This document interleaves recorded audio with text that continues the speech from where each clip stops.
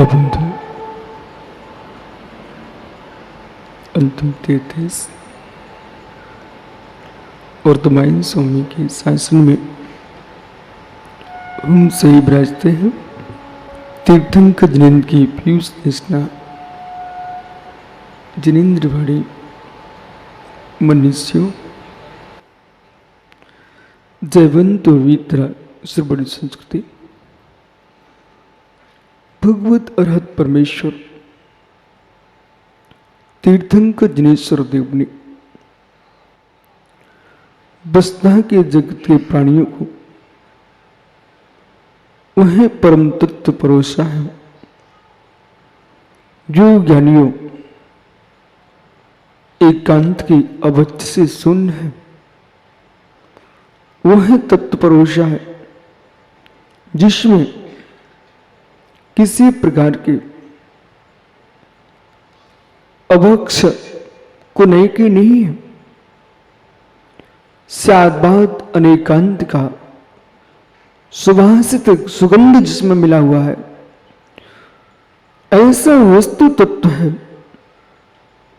जिसको समझने के लिए अनेकांत की आंख चाहिए, जिसको समझने के लिए अनेकांत की दृष्टि चाहिए, जिसको कहने के लिए स्यादबाद का वचन चाहिए। तत्व को अनेकांत की आंख से देखा जाता है। ज्ञानियों तत्व को स्यादबाद पद्धति से कहा जाता है। जिसके पास अनेकांत की दृष्टि नहीं है, अनेकांत के नेत्र नहीं है, वो व्यक्ति तत्व की पूर्ण सम्यक नहीं कर सकता। स्यादबाद पद्धति नहीं जिसके पास, वो तत्व को नहीं कह सकता है। जहां अनेकांत स्यादबाद की तुम्हारे पास दो आंखें हैं, स्यादबाद सादबाद है, अनेकांत अनेकांत है, इन दोनों के माध्यम से द्रव्यार्थिक पर्यार्थिक नय की व्याख्या होती है। वो द्रव्यार्थिक पर्यार्थिक नय को जो जान लेता है वो वस्तु के अनंत धर्म में प्रवेश करता है। द्रव्य शून्य पर्याय नहीं है, पर्याय शून्य ध्रुव नहीं है। और ज्ञानियों द्रव्य पर्याय को समझते हुए असमान जाति पर्याय को भी समझना चाहिए। बहुत संभल के सुनना, असमान जाति पर्याय को भी समझना चाहिए।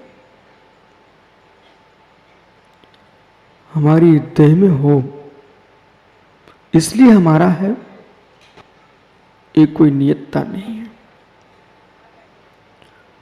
जो अपना है उसे स्वीकारना ही चाहिए। जो अपना है उसे स्वीकारना ही चाहिए, ये नियत नहीं है। हर वस्तु अपनी आप स्वीकार करोगे, हर वस्तु आप अपनी स्वीकार करोगे, तुम्हारा जीवन क्या होगा?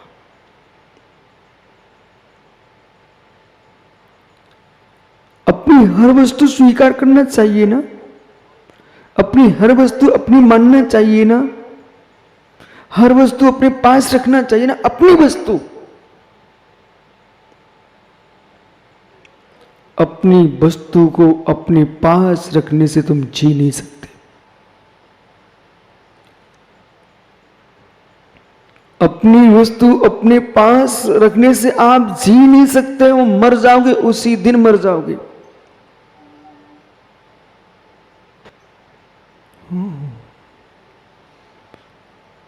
आपके पेट में मल बनता है, वो किसका है? आपके पेट में मल बनता वो किसका है? आपकी उदर में मूत्र बनता वो किसका है?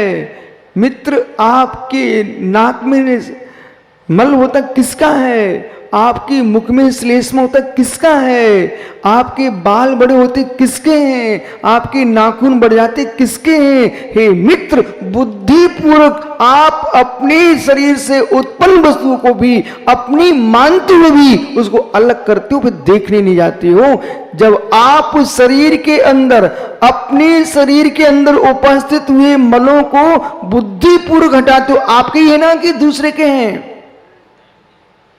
आपकी है। आपके स्वयं के मलों को, आपके स्वयं के शरीर के मलों को जैसे भिन्न करते हो, ऐसे ज्ञानी आपके ही मन में क्रोध होता है, आपके ही मन में मायाचारी होती है, आपके ही मन में लोभ कसाय होती है, आपके ही मन में अहंकार आता है। हे मित्र, आपके ही मन में कामादि के विकार भाव आते हैं। इन सब को आप जैसे सुबह मल छोड़ने जाती अपने अंदर पेट का, ऐसे चित्त के भीतर का मल भी छोड़ दो, तुम भगवान बन जाओ, तुम भगवान बन जाओगे। अपनी वस्तु कैसे छोड़ूं?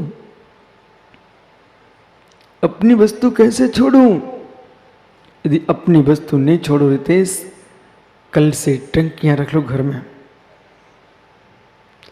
टंकियां रख लो घर में, बढ़िया सुंदर, उनमें रखना प्रारंभ करो। मेहमान आए पूछे क्या है? अपनी वस्तु, अपनी वस्तु। मित्र, जिसे आप अपनी वस्तु स्वीकारते हो उसे बुद्धिपूर्वक छोड़ते हो, जैसे ऐसे ही तुम्हारे चित्त में बहुत सारी ऐसी वस्तुएं अपने में होने पर भी अपन को स्वीकार नहीं करना चाहिए। अब मानना पड़ेगा कांसलीवाल जी, कहीं भूल से भी किसी जीव की बात को स्वीकार करके एक उत्तर मत दे देना। देखो मैंने आपको कैसे बात बताया है, अपनी वस्तु रखना चाहिए कि छोड़ना चाहिए? मित्र, कौन सी वस्तु रखना चाहिए आपको अपनी? वो तो है ही, उसे कहां रखना है? वो तो है ही, उसको कहां रखना है? पंडित जी, जो असमान जाति पर्याय के साथ आपको अपनी वस्तु दिखाई देती है, उपचरित अशद्भुत भान से है, ज्ञानियों शतभूत से है, विभार से है, ऐसे बहुत सारी जो अशुद्ध सद्भूत व्यवहार से प्राप्त जो सामग्री है आपकी अपनी है। मित्र, क्रोध दूसरे का नहीं है, आपका है। मान दूसरे का नहीं है, आपका है। लोभ दूसरे का नहीं, आपका है। रागादिक भाव ये भी आत्मा का विभाव स्वभाव है। यदि आपने सर्वथा इसको पोद्गलिक कह दिया, सर्वथा परद्रव्य कह दिया, तो फिर संसार में मालूम रागादिक भाव पुद्गल करेगा, वो कर्म भी पौद्गलिक है, बंध भी पुद्गलिक होता रहेगा। आत्मा तो अपने आप में संसार में शुद्धि रहेगी, ऐसा नहीं है, ऐसा नहीं है। अशुद्ध निश्चय ने से राग देश जीव का स्वभाव है, शुद्ध निश्चय ने से राग देश जीव का विभाव है, शुद्ध निश्चय से राग देश जीव का विभाव भाव है। परम शुद्ध निश्चय से रागादिक भाव नहीं, आत्मा का स्वभाव। तीन ने की व्याख्या करो, शुद्ध निश्चय ने, अशुद्ध निश्चय ने और परम शुद्ध निश्चय ने।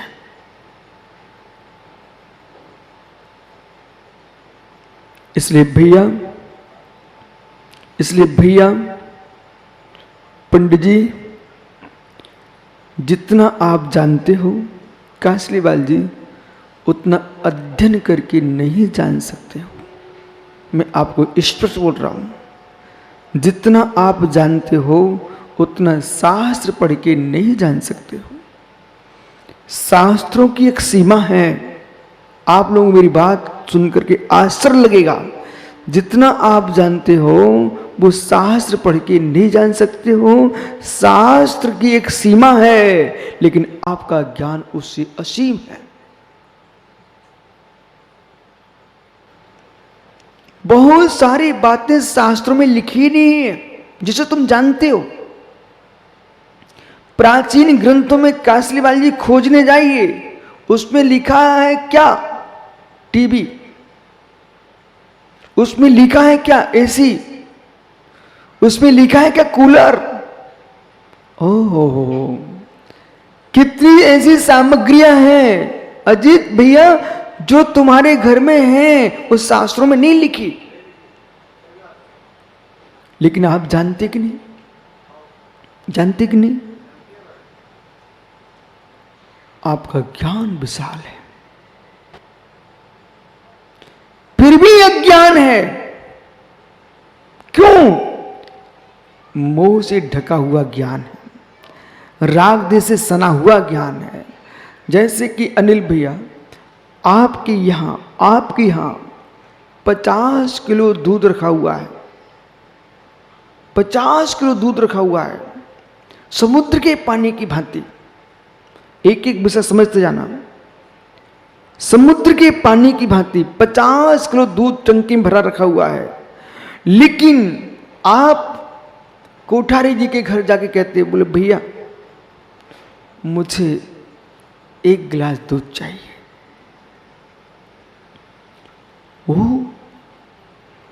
50 किलो की टंकी भरी रखी हुई है और 1 गिलास दूध मांगने गए हैं आप। ऐसा क्यों? समझना गहरे में। मैंने समुद्र का नाम लिया है। समुद्र के किनारे रहने वाले लोग, समुद्र लवण समुद्र लवण समुद्र लवण समुद्र के किनारे रहने वाले लोग बेबी कुएं से खींच करके पानी पीते हैं। पंडित जी, ये सत्य नहीं है क्या? लवण समुद्र के किनारे रहने वाले लोग भी, अनिल भैया, समुद्र के किनारे रहने वाले लोग भी दूर से कुएं से पानी खींच के पीते हैं। ऐसा क्यों? ऐसा क्यों? यानी एक 50 किलो की टंकी दूध से भरी रखी है, तब भी कासलीवाल जी पड़ोस से 1 गिलास दूध मांगने गए। बोले क्यों? क्योंकि यानी हमारे दूध में जो है, हमारे दूध में जो है, क्या हुआ? हमारे दूध में जो है 1 टंकी दूध भरा रखा हुआ है, फिर भी 1 गिलास दूध मांगने क्यों गया है? कि जब टंकी खुली थी ऊपर छत से छिपकली गिर गई है, उसका जहर घुल चुका है, तो 1 टंकी होने पर भी वो पीने योग्य है क्या? तो गिलास, 1 गिलास दूध मांगने गया पड़ोसी से कि मुझे 1 गिलास दूध दे दो, श्याम गऊ का, जिसके दूध में स्वर्ण तत्व भरा हुआ है, जिसके दुग्ध में स्वर्ण तत्व भरा हुआ है, लवण समुद्र लबालब पानी से भरा हुआ है, तब भी शुद्ध पानी कुएं से पीने के निकालता है। ऐसे पंडित जी, राग द्वेष की कालमा से, नमक से भरा हुआ तुम्हारा ज्ञान समुद्र जैसा भरा हुआ है, लेकिन फिर भी आपको जिनवानी मां के पास गऊ का 1 गिलास दूध मांगना पड़ेगा। विराजो ज्ञानियों, टंकी भरा दूध रखे होने पर भी आपको शुद्ध दूध मांगने के लिए एक गाय का दूध लेने के गए जैसे, ऐसे आप विश्वास मानिए। कितने वैज्ञानिक हैं, रसायन वैज्ञानिक हैं, भौतिक वैज्ञानिक हैं, जीव वैज्ञानिक हैं, मेरे मित्र वनस्पति वैज्ञानिक हैं। इन सब वैज्ञानिकों के होने के बाद भी वीतराग विज्ञान के पास हम 1 गिलास दूध लेने जाते हैं। क्यों? क्योंकि इनके पास टंकियां तो भरी हैं, परंतु राग देश की छिपकलियों का जहर मिला हुआ है। और जिसके ज्ञान में राग देश की छिपकलियों का जहर मिला हुआ है, काले नागों का जहर मिला हुआ है, वासनाओं की पुष्टि की व्याख्या जिसके ज्ञान में है, पंडित जी, जो ज्ञान आपको मुझे नहीं है, विश्वास मानिए। संतान को कैसे जन्म दिया है, वो कैसे जन्म दिया जाता है, आपको अंतर्व्यापी व्यापक भाव से बोध है। क्या किसी बाल ब्रह्मचारी को इसका पता होगा? इस अपेक्षा से बाल ब्रह्मचारी अज्ञानी है, इस अपेक्षा से अज्ञानी है। हे मित्र, जिस जीव ने कभी छल कपट करके व्यापार करना नहीं सीखा हो, वो साधु बन गया, वो ज्ञानी है कि ज्ञानी? वो साधु अज्ञानी है। किस अपेक्षा से? छल कपट करना नहीं सीखा। वो साधु ज्ञानी है क्योंकि उसने मार्जव आजव धर्म को सीखा है। इसलिए दृष्टियों को लगा के जीना पड़ेगा। जो नई विद्या है, नई विद्या है, नई कला है, नई एक बहुत बड़ी कला है, इस कला को जो समझता है वो संसार की कलाओं से दूर हो जाता है। ज्ञानी हूं कि अज्ञानी हूं? अब कह सकते आप स्यात् ज्ञानी स्यात् अज्ञानी, कथंचित ज्ञानी कथंचित अज्ञानी। जितनी तरीके से आप धन कमाना जानते हो, साधु कमाना जानते होते तो साधु बने क्यों? उनको धन कमाना नहीं आता है, घर चलाना नहीं आता है, इसलिए घर छोड़ के चले गए, घर छोड़ के चले गए। जिनको राज चलाना नहीं आता था, राग से विरक्ति हो गई, राज्य छोड़ के चले गए। परंतु मित्र वे फिर भी ज्ञानी हैं। बोले क्यों? और राग वैराग दोनों को एक साथ नहीं संभाला जा सकता। राज्य और वैराग्य दोनों को एक साथ नहीं संभाला जा सकता। राज्य संभालोगे तो वैराग्य बिखर जाएगा, और वैराग्य संभालोगे तो राज्य बिखर जाएगा। चक्रवर्ती भरत का जो आप नाम ले रहे हो, मित्र, विरक्त भावना का होना और वैराग्य होना। चक्रवर्ती भरत घर में वैरागी था, विरक्त भावना से युक्त था।